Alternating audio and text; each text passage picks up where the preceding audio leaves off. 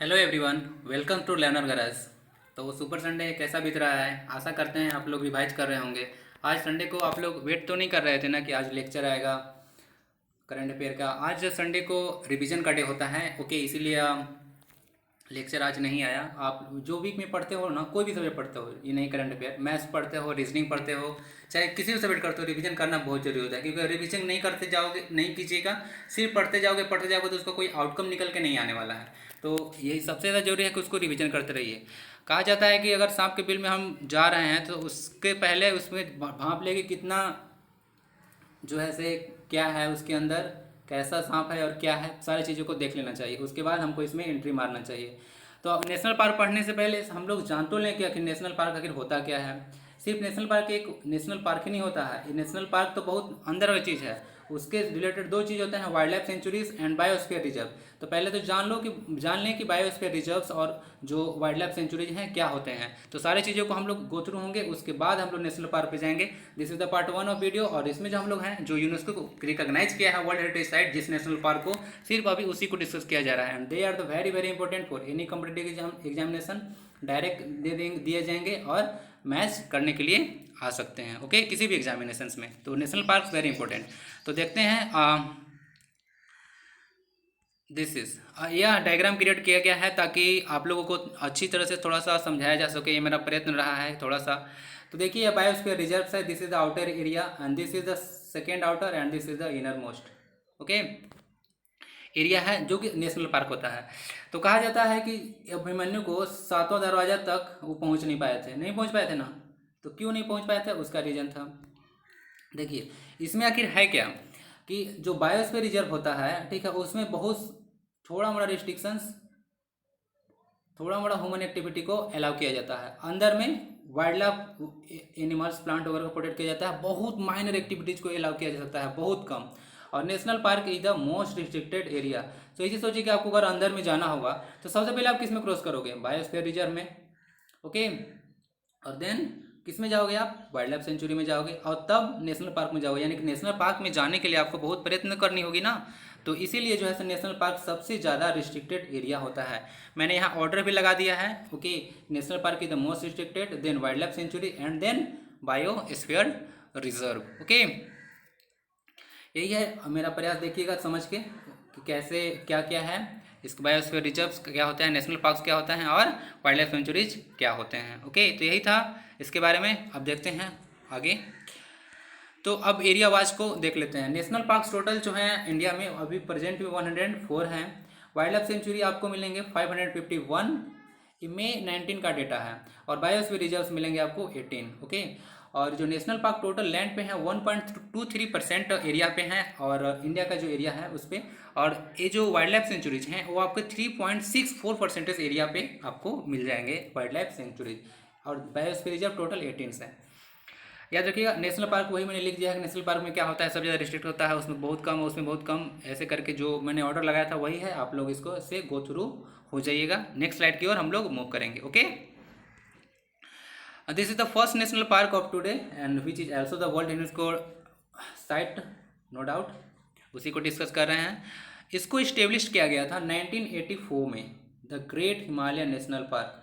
UNESCO का world heritage site है तो बहुत ज़्यादा इंपॉर्टेंट है। बहुत ही कम है वर्ल्ड हेरिटेज जो साइट, मतलब यूनेस्को जो रिकॉग्नाइज किया है वर्ल्ड हेरिटेज साइट जिस नेशनल पार्क को, बहुत कम है। तो ये ज़्यादा इंपॉर्टेंट है। तो सबसे पहले हम लोग इसी को देख ले रहे हैं। इसका लोकेशन आपको देख लीजिए, कुल्लू मिलेगा आपको, कुल्लू में मिलेगा आपको इसका लोकेशन। आप देखिए, ग्रेट हिमालयन, हिमाचल प्रदेश में। यूनेस्को जो इसको रिकॉग्नाइज किया था 2014 में रिकॉग्नाइज किया था। यूनिक इसके लिए है, many herbal plants, mammal species, amphibians, reptiles and insects. Amphibians वगैरह जानते हैं, जल पे जहाँ, और पानी और स्थल दोनों पे जहाँ रह पाता है। रेप्टाइल जमीन पे रेंगने वाले जीव रेप्टाइल्स बोलते हैं, जैसे डायनासोर, छिपकली वगैरह। तो यही है ग्रेट हिमालय नेशनल पार्क। इसमें कोई ज़्यादा इंपॉर्टेंट वो है नहीं, कोई पार्टिकुलर टाइप का स्पेसीज और जो फ्लोरा फाउना वो है नहीं। तो डायरेक्ट लोकेशन आप लोग याद रखिएगा, हिमाचल प्रदेश में पड़ता है यह नेशनल पार्क। और यूनेस्को इसको आइडेंटिफाई किया था 2014 में, okay. Let's move to the next slide. Next is Keoladeo national park, very very important. Keoladeo, this is also called Bharatpur and Keoladeo Ghana national park. तो कभी कभी आपको मिलेगा क्या ना, केवलाडियो को गायब करके सिर्फ घाना नेशनल पार्क मिल जाएगा, तो भी कंफ्यूज मत होइएगा। भरतपुर राजस्थान में ही लोकेशन रहेगा। 1981 में इसको इस्टेब्लिश किया गया था और यूनेस्को इसको आइडेंटिफाई किया 1985 को। ये वेटलैंड कन्वेंशन 1981 के तहत रामसर साइट है। अभी बताएंगे रामसर साइट आखिर होता क्या है।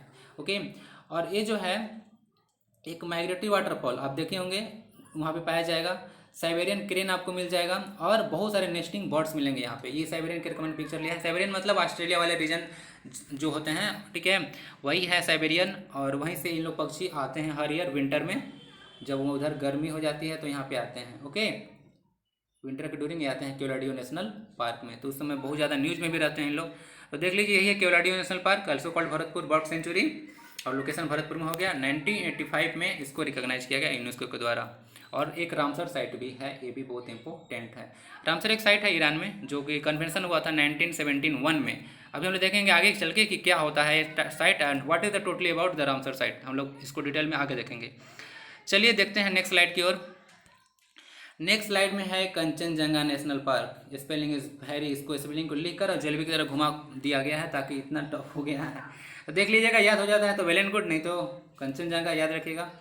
ये जो है कंचनजंगा का भी पिक यहाँ पे लगाया गया है। लोकेशन आपको सिक्किम में मिलेगा और यूनेस्को इसको आइडेंटिफाई किया 2016 में। यूनिक के लिए ये यूनिक क्यों है, इसको याद रखिएगा, first mixed heritage site of India है। First mixed heritage site of India. Mixed मतलब यहाँ पे आपको एक ट्राइबल कम्युनिटी मिल जाएगा, लेप्चा, बहुत बार एग्जाम में आ चुका है, लेप्चा, और एक थोलुंग मोनास्ट्री। मोनास्ट्री एक तरह का मठ होता है, मठ, देखिए वहाँ पे बहुत सारा मठ बनाया गया है एक तरह से, तो इसी इनसाइड द पार्क आपको मिल जाएंगे, इसीलिए इसको first mixed heritage site of India बोला गया है, ठीक है। और ये जो कंचनजंगा है थर्ड हाईएस्ट पीक है वर्ल्ड का। इसका जो लेंथ है उसको तो आप आराम से याद कर रखोगे, कोई डाउट नहीं है, 85, 86। और हाईएस्ट पीक है इंडिया का, हाईएस्ट पीक है इंडिया का। कंचनजंगा जो पीक है, एक पीक है, उसी के अंदर नेशनल पार्क है, तो ये हाईएस्ट पीक है इंडिया का, ठीक है। तो ये सिक्किम में पड़ता है, UNESCO status 2016, Lepcha don't forget, और Tholung monastery don't forget, third highest peak. और सिक्किम में एक पास याद रखिएगा, नाथुला पास, नाथुला पास, ठीक है, तो इतना सफिशियंट है इसके लिए। और फर्स्ट मिक्स्ड हेरिटेज साइट है, इसको भी मत भूलिएगा, फर्स्ट मिक्स्ड है। नेक्स्ट देखते हैं स्लाइड पे क्या है, Manas national park 1990, very very important, मत भूलिएगा, बहुत बार आ चुका है Manas national park. Location obviously Assam में है, नाम तो सुने होंगे। यूनेस्को इसको आइडेंटिफाई किया था 1985 में। देखिए इस नेशनल पार्क के बीच से, मिडिल से एक मानस रिवर बहती है, जो कि ब्रह्मपुत्रा का ट्रिब्यूटरी है। ट्रिब्यूटरी डिस्ट्रीब्यूटरी जानते हैं, आप जानते होंगे, आप डिस्कस करेंगे कभी आएगा तो, यहाँ पे ज़्यादा लंबी हो जाएगी। तो मानस रिवर जो है वो क्या है, मानस रिवर जो है से एक वहाँ पे देवी थी जिनका नाम था सरपेंट गॉडेस मानसा। तो मानसा जो थी, एक मानसा एक गॉडेस थी, उन्हीं का नाम पर मानस रिवर रखा गया है। यहाँ पे कुछ कुछ आपको स्पेसीज मिल जाएगी, wild water buffalo, sambar and chital tigers मिल जाएंगे, और रेयर और इंटेंजेंट मिलेंगे आसाम रूप टर्टल, देखिएगा आसाम रूप टर्टल डोंट फॉरगेट, और ये चीज़ याद रखिएगा वाइल्ड वाटर बुफेलो, ये भी। और वाइल्ड लाइफ प्रोटेक्शन एक्ट आया था 1972 का। तो वाइल्ड लाइफ प्रोटेक्शन एक्ट क्यों लाया गया, तो वाइल्ड लाइफ प्रोटेक्शन एक्ट के तहत हम लोग बहुत सारे स्पेसीज़ को प्रोटेक्ट करते हैं, ताकि देखिए हम लोग स्पेसीज़ को प्रोटेक्ट करके रखना चाहिए हमारे फ्यूचर के लिए और बहुत सारी चीज़ों के लिए। अगर कोई भी स्पेसीज अगर ख़त्म हो जाती है तो उससे रिलेटेड बहुत सारी चीज़ें ख़त्म हो जाती है। आपको पता है कि जो होता है कोई भी चीज़ डायरेक्टली इनडायरेक्टली सब एक दूसरे पर डिपेंडेंट होते हैं। ओके, तो एक खत्म हो जाएगा तो वो भी खत्म हो जाएगा। सब जो होता है फूड चेन का एक पार्ट होता है, और कोई भी फूड चेन का एक पार्ट अगर डिस्टर्ब हो जाता है तो पूरा फूड चेन भी डिस्टर्ब होता है। देखें ना कि कोई ईंट है, अगर आप नीचे का ईंट को खिसकाते हो तो सारे ईंटें डिस्टर्ब हो जाते हैं। उसी प्रकार से ये भी है। तो फूड चेन को मेंटेन रखने के लिए बहुत सारे हम लोग का प्रयास किया जाता है। उसी के अंतर्गत इंडिया में वाइल्ड लाइफ एक्ट लाया गया था 1972 का, जिसके अंतर्गत हम बहुत सारे एनिमल्स और प्लांट्स को प्रोटेक्ट करते हैं। और यहाँ पे सिर्फ वाइल्ड लाइफ प्रोटेक्शन एक्ट है, देख लीजिए 1972 का। चलिए अगले देखते हैं क्या है। नेक्स्ट है नंदा देवी नेशनल पार्क। देखिएगा Nanda Devi national park, location इसको स्टेब्लिश किया गया था 92, लोकेशन उत्तराखंड में ऑब्वियसली, और यूनेस्को स्टेटस इसको मिला गया था 1988 को। और एक वर्ल्ड बायोस्फीयर रिजर्व भी है, वर्ल्ड बायोस्फीयर रिजर्व भी है। यहाँ पे आपको क्या मेनली रूप से देखने को मिल जाएंगे, यहाँ पे मिलेंगे स्नो लेपर्ड। स्नो लेपर्ड को यहाँ पे फिगर में नहीं है क्योंकि आगे भी आया है। और एक चीज़ और बताएंगे, नंदा देवी नेशनल पार्क और कंचनजंगा नहीं, नंदा देवी और वैली ऑफ फ्लावर, या तो स्नो लियोपार्ड होगा। और एक देख लीजिए हिमालयन ब्लैक बियर, यही है Himalayan black bear in the figure. कुछ और फाउना मिल जाएंगे जैसे कि फिर बर्च, जूनिपर, ऐसे आपको कोई कोई मिल जाएंगे। लेकिन सबसे ज़्यादा आपको याद रखना है स्नो लियोपोर्ड और हिमालयन ब्लैक बियर, दो चीज़ याद नहीं रखनी है। नंदा देवी याद रखनी है, नहीं भूलनी है, नंदा देवी नेशनल पार्क के बारे में। ओके। और जो फॉरेस्ट कंजर्वेशन एक्ट आया था वो 1980 में आया था, लेकिन पूरी तरह से काम करना स्टार्ट किया था 1981 में। याद रखिएगा, कन्फ्यूजन मत होइएगा। तो अभी मैंने कुछ देर पहले बताया था कि जो क्या बोलते हैं, ये जो है second in India Nanda Devi. तो फर्स्ट अभी बताया था मैंने वो जो कंचनजंगा नेशनल पार्क, तो कंचनजंगा पीक है वो फर्स्ट हाईएस्ट पीक है। वो जो K2 आप देखते हैं इंडिया में नहीं है, वो आपको पाकिस्तान में पड़ जाता है। तो 23 third highest peak of the world है और सेकेंड इन इंडिया। देखिए फॉरेस्ट कंजर्वेशन एक्ट 1980 में आया था, आप देख लिए location Uttarakhand. And don't forget this is also UNESCO world heritage site recognised in 1988। और एक पास को याद रखिएगा यहाँ पे उत्तराखंड में लिपू लेक उत्तराखंड, लिपू लेक पास इन उत्तराखंड। चलिए आगे देखते हैं 23rd highest peak of world. लेकिन ज़्यादा मैटर करता नहीं है, बट एक थोड़ा सा आइडिया आपको होना चाहिए कि आखिर है क्या। और ये याद रखिएगा कि फॉरेस्ट कंजर्वेशन एक्ट आया था 1980 का, 1981, दोनों में से कुछ मिल सकता है आपको, देख लेना किस तरह से टिक लगानी है आपको। चलिए आगे देखते हैं नेक्स्ट क्वेश्चन की ओर। आगे है Nokrek national park, very very important. Nokrek national park, इसको इस्टेब्लिश किया था 1986 में। यहाँ पे मैंने इस्टेब्लिश डेट ही लिखा है, ओके। और ये मेघालय में पड़ता है, ओके। और वेस्ट गारो हिल्स में पड़ता है, वेस्ट गारो हिल डिस्ट्रिक्ट में पड़ता है। पता होगा आपको जो मेघालय में 3 ठो बहुत ज़्यादा न्यूज़ में रहते हैं हिल्स, कौन कौन, गारो, खासी एंड जयंतिया हिल्स। तो ये गारो, खासी, जयंतिया हिल्स का जो गारो वाला पार्ट है उसी में पाया जाता है, ओके। और इसको यूनेस्को स्टेटस 2009 में मिला था। यूनेस्को बायोस्फीयर रिजर्व भी है, एक चीज़ याद रखिएगा। इसमें चीफ अट्रैक्शन आपको क्या दिखने लगा, रेड पांडा, यही है आपको फिगर में, देख लीजिए कितना क्यूट दिख रहा है, रेड पांडा। एशियन एलिफेंट मिल जाएगा आपको, stump tail macaque, citrus indica, जिसका लोकल नेम मेमांड नारंग है, याद रखिएगा। Nokrek is the highest peak of Garo hills. देखिए गारो हिल्स का जो नोकरेक नेशनल पार्क है वो एक पीक है, और वो गारो हिल्स का हाईएस्ट पीक है, ओके। नोकरेक जहाँ पे नेशनल पार्क है, ओके। तो this is much for Nokrek national park Meghalaya. या let's move to the next slide. Valley of flower, हाँ। अब वैली ऑफ फ्लावर और जो नंदा देवी नेशनल पार्क था उसमें आपको थोड़ा सा, वहाँ पे भी आप स्नो लियोपोर्ड देखे होंगे। ये स्नो लियोपोर्ड यही है। तो इसमें क्यों होता है, ये देखिए आपस में ही, मतलब बहुत ज़्यादा दूर पर ये नेशनल पार्क्स वगैरह नहीं है। ये जो हैं नंदा देवी और वैली ऑफ फ्लावर, और जो अभी कुछ देर पहले डिस्कस किए थे नंदा देवी और ये वाला, तो उसमें ज़्यादा दूर पर नहीं है, इसीलिए आपको यहाँ स्नो लियोपोर्ड देखने को मिल रहे हैं। और यहाँ पे जो रेड जाइंट फ्लाइंग स्क्वायरल भी मिल जाएंगे आपको देखने के लिए। और जो वैली ऑफ फ्लावर है 1982 में हुआ था, और चमोली उत्तराखंड में उसका लोकेशन मिलेगा। और ये जो पार्क है वो जास्कर एंड हिमालय, जो ग्रेट हिमालय होता है उसके बीच में आता है, जास्कर एंड ग्रेट हिमालय के बीच में आता है, ओके। अब इसको देखिए, नेक्स्ट है यहाँ पे मस्ट डियर मिल जाएगा और snow leopard obviously, valley of flower, Chamoli Uttarakhand. चलिए सफिशिएंट है। यूनेस्को जो है 1988 में इसको आइडेंटिफाई किया था। नेक्स्ट है Sundarban national park, very very important. और एक टाइगर रिजर्व भी है और बायोस्फीयर रिजर्व भी है। लोकेशन आपको ऑब्वियसली वेस्ट बंगाल मिलेगा और यूनेस्को स्टेटस मिला था 1987 में। रामसर साइट है 2019 में इसको रिकॉग्नाइज किया गया था। अब बताते हैं रामसर साइट के बारे में पूरा स्टोरी।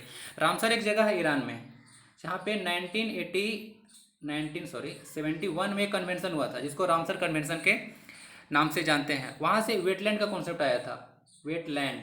तो यहाँ पे वेटलैंड जो होता है उसको हम लोग प्रिजर्व करने की कोशिश करते हैं। क्यों? क्योंकि देखिए वेटलैंड से बहुत सारी चीज़ पाई जाते हैं। कोई पार्टिकुलर अगर जगह है तो आप देखते होंगे कि बहुत सारे जो जीव जंतु हैं वहाँ पे डायरेक्टली और इनडायरेक्टली डिपेंडेंट होते हैं वाटर पे। वहाँ का प्लांट जो होता है वो भी डिपेंडेंट होता है। बहुत सारे हर्बल प्लांट्स, मेडिसिनल प्लांट्स, बहुत सारे जो रामसर जो मतलब वेटलैंड होगा उस पर डिपेंडेंट होंगे। अगर ज़मीन सूख जाती है तो बहुत सारे प्लांट वगैरह जो है से विलुप्त हो जाएंगे। तो जो हमारे मेडिकल साइंस में बहुत सारे जो हम लोग यूज करते हैं, आप लोग नाम सुने होंगे, बहुत सारे जो दवा हम लोग बनाते हैं, मलेरिया ड्रग वगैरह, ये सब। तो इसमें बहुत सारा सिंकोना वगैरह का नाम आप लोगों ने सुना होगा। तो ये सारे बहुत सारे जो आते हैं दवा, वो सब कहीं ना कहीं डायरेक्टली कोई जो प्लांट का ही और एनिमल का ही प्रोडक्ट होता है ना। तो अगर ये सब खत्म हो जाएगा तो हम लोग बहुत सारे प्रॉब्लम में पड़ जाएंगे। ओके, इसीलिए इसको जो है से वेटलैंड को रिकॉग्नाइज किया गया है और कंजर्व करने की कोशिश की जाती है। तो यही है रामसर साइट के बारे में टोटल। और जो वर्ल्ड वेटलैंड डे बनता है वो 2 फेब को मनाया जाता है, 2 फेब को। ओके, और इस याद रखिएगा यही है आपका रॉयल बंगाल टाइगर है, देख लीजिए रॉयल बंगाल टाइगर के लिए फेमस है ये पार्क, लिखा दिया गया है। और एक सुंदरी ट्री है, सुंदरी ट्री यही है। यहाँ पे एशिया का सॉरी वर्ल्ड का लार्जेस्ट मैंग्रोव फॉरेस्ट है, वर्ल्ड का लार्जेस्ट, तो एशिया का तो ऐसे ही हो जाएगा। ओके, इतना सारा है। और जो रॉयल बंगाल टाइगर है वो IUCN international union for conservation of nature and natural resources, उसके तहत इसको इंडेंजर्ड कैटेगरी में डाला गया है। किस कैटेगरी में डाला गया है? इंडेंजर्ड कैटेगरी में डाला गया है। और इस चीज़ रखिएगा जो प्रोजेक्ट टाइगर है वो 1973 में आया था। Project tiger is in 1973। चलिए यही था, इसमें सारा चीज़ हो गया। रामसर साइट के बारे में भी, मैंग्रोव फॉरेस्ट भी हो गया। हाँ, ये इंडिया और ब्रह्मपुत्र नदी यहाँ पे मिलती है वेस्ट बंगाल में, तो यहीं पे होता है इंडिया ब्रह्मपुत्र। तो एक मैंग्रोव फॉरेस्ट होता है, एक साल्टी एरिया में पाया जाता है। साल्टी एरिया में पता है समुंदर और नदी जहाँ मिलते हैं वहाँ तो एरिया ऑलरेडी साल्टी हो ही जाएगा, क्योंकि समुंदर का पानी का आप लोग जानते हैं खारापन कितना ज़्यादा होता है। ओके, तो यही है इसके बारे में टोटल। सुंदरबन नेशनल पार्क और बायोस्फीयर रिजर्व भी है। 1984 में इसको इस्टेब्लिश किया गया था और यूनेस्को देख लीजिए 1987 में इसको यूनेस्को के द्वारा रिकॉग्नाइज किया गया। यही था टोटल वर्ल्ड हेरिटेज साइट्स भी जो इंडिया का था, नेशनल पार्क्स। तो देखिए शेयर और सब्सक्राइब आप कर सकते हो अगर अच्छी लगे वीडियो तो। और इसका पार्ट 2 भी बहुत जल्द आने वाला है। आप लोग बस रिवीजन करते रहिए, रिवीजन भी एग्जाम में काम आने वाले हैं, बार बार बोलते हैं। आप लोग को यहाँ करंट अफेयर के लिए और जो उससे रिलेटेड स्टडी होंगे उसके लिए तो सोचना ही नहीं है। I am already preparing my best for the same, कि हम लोग बहुत अच्छा से उसको ला सकें और आप लोग के सामने इंट्रोड्यूस करा सकें आप लोग को भी। ओके, तो देखिए आगे क्या होता है। मेरा प्रयास था, अगर देखिए अगर अच्छा लगता हो तो लाइक और शेयर सब्सक्राइब कर दीजिए। लोग अभी बहुत कम है, लोग अभी जानते नहीं हैं अब इस चैनल के बारे में, थोड़ा सा देखिए और प्रयास कीजिए। चलिए तो मिलते हैं नेक्स्ट लेक्चर में, तब तक के लिए रिवीजन करते रहिए और सुबह का वेट कीजिए डेली बज ऑफ करंट अफेयर्स। तब तक के लिए जय भारतम।